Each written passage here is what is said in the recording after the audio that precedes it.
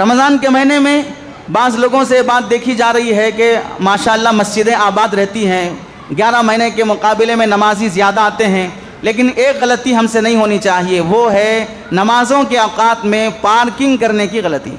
بعض وہ لوگ ہیں جو نماز کے لیے کار سے آتے ہیں، تھوڑی بھی کامن سینس رہے گی تو پتلی گلیوں میں اکیلا آدمی کار سے آ کے مسجد میں پارکنگ کرنے کے لیے، مسجد کوئی کالج ہے یا مسجد کوئی لارج ہے، مسجد کوئی ہوٹل ہے جہاں پارکنگ بھی مستقل رکھی جاتی ہو، تو کار سے آنے کی غلطی نہ کریں، اور اگر بائک سے بھی آتے ہوں تو بائک صحیح جگہ پر پارک کرنے کی کوشش کریں۔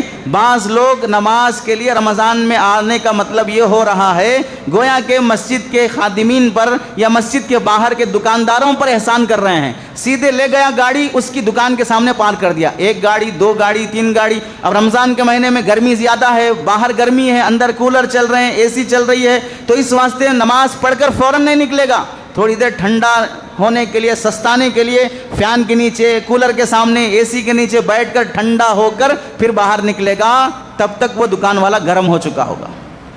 تم ٹھنڈے ہو کے نکل رہے، وہ گرم ہو چکا ہے۔ اب دونوں روزے داروں میں بحث ہو رہی ہے، دونوں میں جھگڑا ہو رہا ہے، کس وجہ سے؟ پارکنگ کی وجہ سے۔ کیوں اس کے دکان کے سامنے پارکنگ کیا؟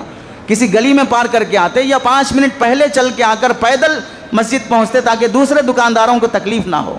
اس واسطے پارکنگ کرنے کے سلسلے میں کوتاہی نہ کریں، دوسرے کو تکلیف نہ پہنچائیں، سڑک جام نہ کریں، دوسروں کے سامنے جہاں نو پارکنگ لکھا ہوا ہے ہم اپنی پوری شرافت دکھاتے وہیں جا کے پارک کرتے ہیں۔ کیسے لکھتے نو پارکنگ؟ میں بھی دکھاتا ہوں۔ یہ شرافت والی حرکتیں نہ کریں۔ رمضان کے مہینے میں ایذائے مسلم سے بچنا بہت ضروری ہے، حرام ہے ایذائے مسلم، کسی کو تکلیف پہنچانا۔